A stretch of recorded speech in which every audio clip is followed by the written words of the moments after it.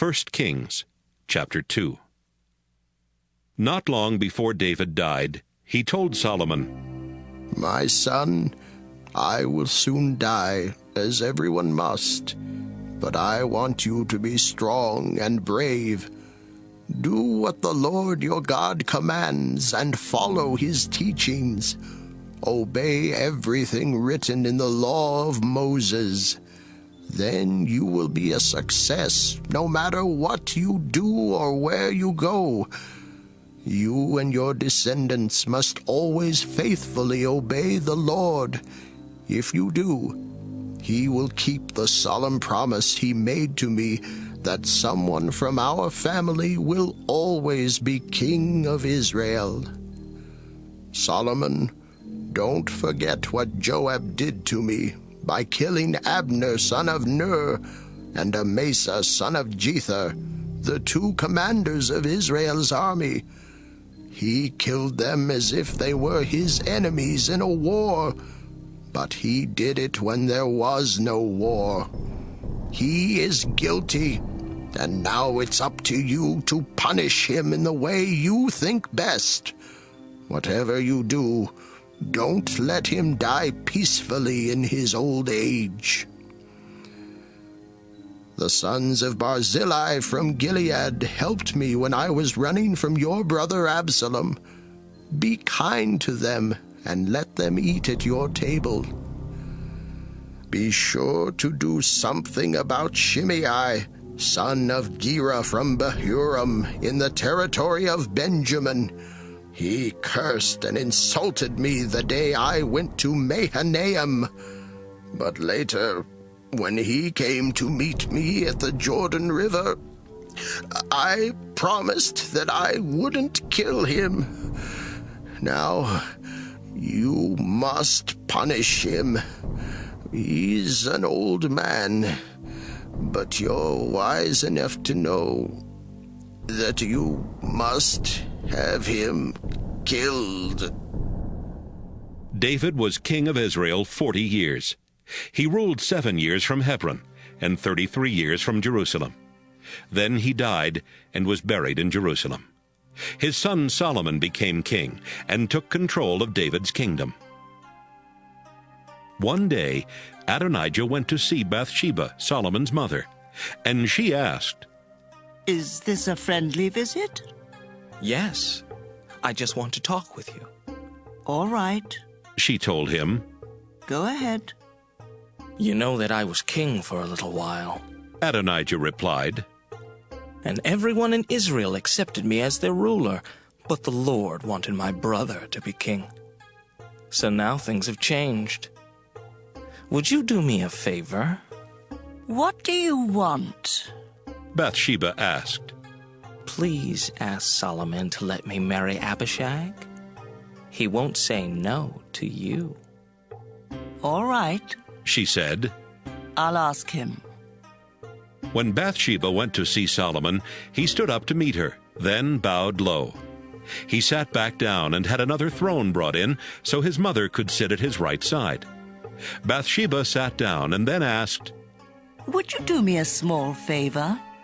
Solomon replied, "Mother, just tell me what you want, and I will do it." "Allow your brother Adonijah to marry Abishag." She answered. Solomon said, "What? Let my older brother marry Abishag? You may as well ask me to let him rule the kingdom. And why don't you ask such favors for Abiathar and Joab? I swear in the name of the Lord that Adonijah will die because he asked for this. If he doesn't, I pray that God will severely punish me. The Lord made me king in my father's place, and promised that the kings of Israel would come from my family. Yes, I swear by the living Lord that Adonijah will die today." "Benaiah," Solomon shouted. "Go kill Adonijah." So Adonijah died. Solomon sent for Abiathar the priest and said, "Abiathar, go back home to Anathoth. You ought to be killed too, but I won't do it now. When my father David was king, you were in charge of the sacred chest, and you went through a lot of hard times with my father. but I won't let you be a priest of the Lord anymore." And so the promise that the Lord had made at Shiloh about the family of Eli came true. Joab had not helped Absalom try to become king, but he had helped Adonijah. So when Joab learned that Adonijah had been killed, he ran to the sacred tent and grabbed hold of the corners of the altar for protection. When Solomon heard about this, he sent someone to ask Joab. "Why did you run to the altar?" Joab sent back his answer. "I was afraid of you, and I ran to the Lord for protection." Then Solomon shouted, "Benaiah, go kill Joab." Benaiah went to the sacred tent and yelled, "Joab, the king orders you to come out." "No! Joab answered. Kill me right here!" Benaiah went back and told Solomon what Joab had said. Solomon replied, "Do what Joab said. Kill him and bury him. Then my family and I won't be responsible for what he did to Abner, the commander of Israel's army, and to Amasa, the commander of Judah's army. He killed those innocent men without my father knowing about it. Both of them were better men than Joab. Now the Lord will make him pay for those murders. Joab's family will always suffer because of what he did, but the Lord will always bless David's family and his kingdom with peace." Benaiah went back and killed Joab. His body was taken away and buried near his home in the desert. Solomon put Benaiah in Joab's place as army commander, and he put Zadok in Abiathar's place as priest. Solomon sent for Shimei and said, "Build a house here in Jerusalem and live in it, but whatever you do, don't leave the city. If you ever cross Kidron Valley and leave Jerusalem, you will be killed, and it will be your own fault." "That's fair, Your Majesty. Shimei answered. I'll do that." So Shimei lived in Jerusalem from then on. About 3 years later, 2 of Shimei's servants ran off to King Achish in Gath. When Shimei found out where they were, he saddled his donkey and went after them. He found them and brought them back to Jerusalem.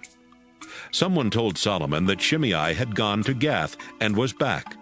Solomon sent for him and said, "Shimei, you promised in the name of the Lord that you would never leave Jerusalem. I warned you that you would die if you did. You agreed that this was fair, didn't you? You have disobeyed me and have broken the promise you made to the Lord. I know you remember all the cruel things you did to my father David. Now the Lord is going to punish you for what you did. But the Lord will bless me and make my father's kingdom strong forever. Benaiah," Solomon shouted. "kill Shimei." So Shimei died. Solomon was now in complete control of his kingdom.